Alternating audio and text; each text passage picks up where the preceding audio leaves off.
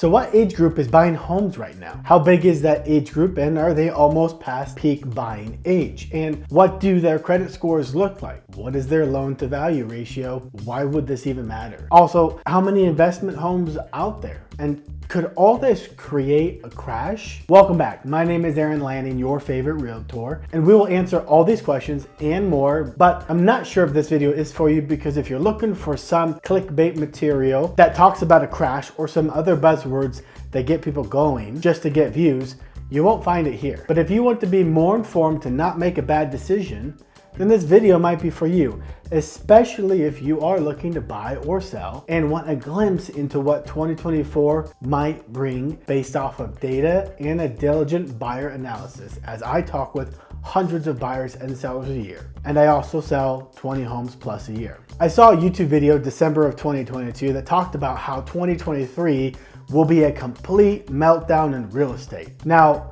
yes, the market shifted on a dime in August 2022, but at the end of 2022, I didn't think we were still gonna have this crash that everybody was talking about. People have been talking about a crash since the end of 2020. Now, I did predict a mild correction, which we did get, but it wasn't as severe as I thought it would be. And this is a weird time in the real estate market, and we should expect volatility, in my opinion. And stay with me, I will summarize all this and give my opinion at the end, but you're gonna wanna watch this whole video for context. The first section is data about the market. The first topic about data about the market is the median average sales price. And this data is for all of California. Number one, median sales price. This is holding pretty strong and is up from the historic year of 2021. I'll throw a graph on the screen so you can see where we are today, but prices are higher now than in 2021. This is good for sellers, bad for buyers. Number two, closed transactions. Meanwhile, closed transactions year to date, January to October, went from 264,000 in 2021 to 257,000 in 2023.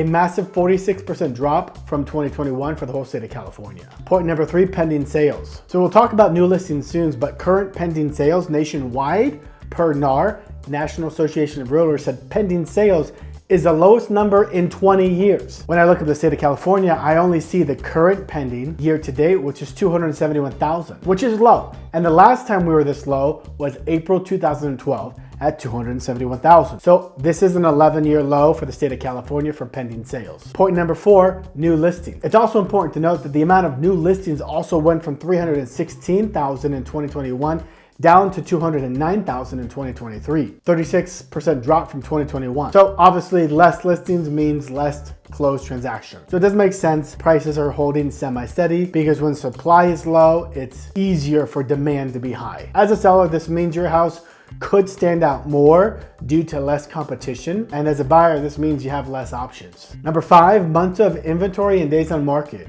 And the real question is, with the listings we do have, how long is it taking to sell? Because we all know that 6 months of inventory is a healthy, balanced seller and buyer market. But with all that negative data, how the heck do we currently only have 2.3 months supply of inventory? Because in theory, we should have way more. And as far as days on market, it's taken an average of 33 days to get a house into escrow. That seems fairly quickly still. And it is. So it's definitely still a seller's market, but let's pivot. Pivot! Shut up! Shut up! Shut up! So let's pivot and talk about the people who bought these homes and what type of buyers they are can indicate what happens in 2024 and beyond. So this next section is data about the buyers and the type of transactions. Number one, the first thing to look at is the type of homes that have been purchased. So in 2008, 40% of homes purchased were investment homes. And in 2022, 22% of all homes purchased were investment homes, according to CoreLogic. So what that means is if there was this massive meltdown and or crash that many people still think is gonna happen, then the type of properties that get let go first and given back to the banks is usually people's investment properties and not the place where they live, AKA primary residence. Does that make sense? So on top of that, 40% of homeowners own the house outright, no mortgage. So if a crash did come, there obviously is no way they'd be upside down or get foreclosed on, as they do not have a mortgage. Next point in data about the buyer, consider their FICO score. So the second thing to consider out of the buyers who purchased their home is what was their average FICO score. And if you look at then, 2008 and now, those that are out buying a home now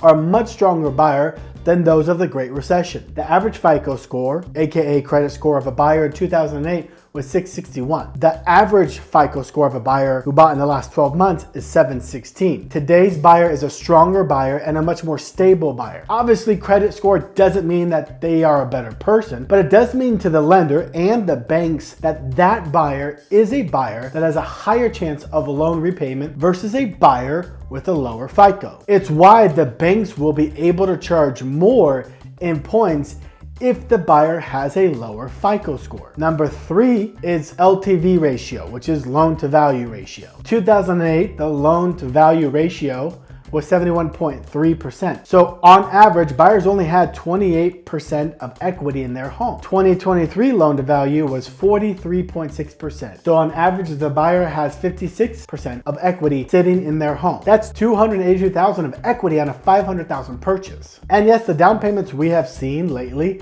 have been significant. So if they fall behind out of those that do have a mortgage, there's a lot of room to restructure the loan to avoid foreclosure or forbearance. Number 4 is level of inventory. Simple reminder, what we just got done speaking about, a healthy inventory level, 6 months worth of supplies. 2008 had a 12-month supply before the foreclosures hit. 2023 in California is 2.3 months supply as of September of this year. The national average had 6.9 months of inventory. That is a big deal and something to watch. Number 5, new build. 2008, they were building an average of 1.5 million houses per year. This historical average of homes built per year from 1972 to 2023 is 1.43 million homes. 2009 to 2017, we averaged 900,000 homes being built per year. So builders underbuilt homes in the majority of the 2010s. I don't blame them. Builders were scared of losing their rear end again, which I would be too if I was in their shoes. But it wasn't until the end of 2020 did we finally see them get back to the historical average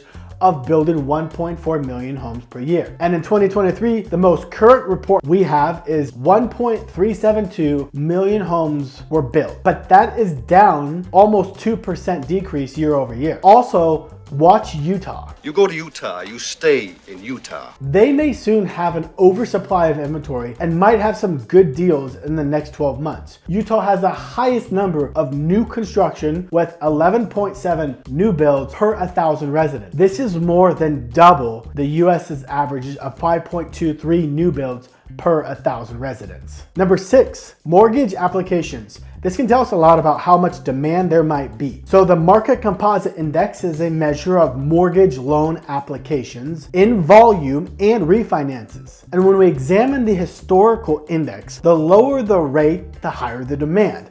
The higher the rate, the interest rate, the lower the demand, aka lower index numbers. The current index is clocked at 176.1.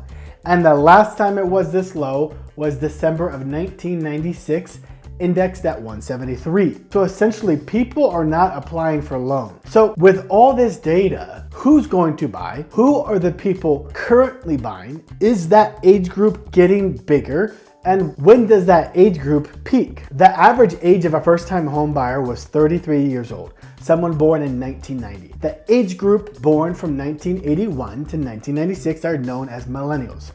Hi, that's me. It's me. Hi, I'm the problem, it's me. My generation is expected to peak in 2033 at 74.9 million due to immigration patterns. Also, as of 2019, there was 72 million millennials, which is the largest generation in the US labor force right now. Let me say that again. The largest labor force still has 10 more years before we peak in population. Yes, affordability is an issue as well as inflation, but I think because of this massive age group, I think there could be another 1 to 2 big peaks in home buying from now till 2033. So let me summarize all of this. It's the one one and only Digo Double G. Prices dropped 1.9% in 2023 in California. Closed sales dropped 46% in 2023 in California. Pending sales nationwide at a 20-year low. Pending sales for California is at an 11-year low. New listings dropped 36% in 2023 in California. Yet we still only have 2.3 months of inventory in California. Why? Because all that data makes me think a crash is coming. Until you look at the facts. We have more owner-occupied properties now, with 40% of them having a home that's paid off. And those that do have a mortgage have a higher chance of repayment, as their FICOs are 716 today, and they also put a very healthy down payment down. So they have a great loan-to-value ratio. Meanwhile, inventory is still tight at 2.3 months in California, more normal levels nationwide at 6.9 months of inventory. And builders finally started building the historical average of 1.5 million, and then rates go up. And for the first time since 2005, we see that resale homes sell for more than new homes. Wait, what? Yes, the old is worth more than the new, and that can't last. Of course, cost of goods is a huge factor here. And then you have loan applications at a 27-year low. So what in the world is going to happen? Because this seems so confusing. And my friend, this is the turbulent real estate market we are walking into. In my opinion, in my area, we are just going to be stuck, stagnant, with maybe another 5 to 10% price drop at worst case scenario, and in some areas. And of course, those that have to sell, death, divorce, job replacement, a new baby, so they need more space, those people are going to have to drop the price a little, as there are very few buyers out there. And my biggest takeaway out of all of this is the nationwide months of inventory, which is averaging at 6.9 months. This gets much closer to 8, 9, and 10 months of inventory, and watch 2024 and 2025 could be some of the leanest years in a long time. The reason I do not see a 40% price drop, which would be a major crash if that happened, is because when you look at who is buying and the fact that that age group doesn't peak until 2033 means to me that even though the next year or two might be really lean, watch 2026 usher in a more level market. And I, like I said, expect 1, maybe 2 more intense buying seasons from 2026 to 2033. And after 2033, we will have to see if Gen Z, those born from 1996 to 2012, if they care to buy a home or not. Gen Z has an estimated 80 million people compared to the millennials, which will be estimated at 74.9 million. And if Gen Z does end up wanting to buy homes, that could be an insane level of demand. But I truly hope that we get the inventory issue under control so supply and demand are not as crazy then as it is now. And if you are buying right now, always plan to hold that property a minimum of 5 years, and of course 10 years plus if possible, as that is the best case scenario to get a decent return on your investment. And if you are selling in California, it's still a decent time to sell as long as we do not price it based off of 2021 data. All this is assuming the feds do not allow predatory lending again. So I hope this helped you, and if the data changes, so does my advice and opinion. But this is what I think right now. Please like, comment, and subscribe if this video helped you make a better informed decision, and I will see you in the next video.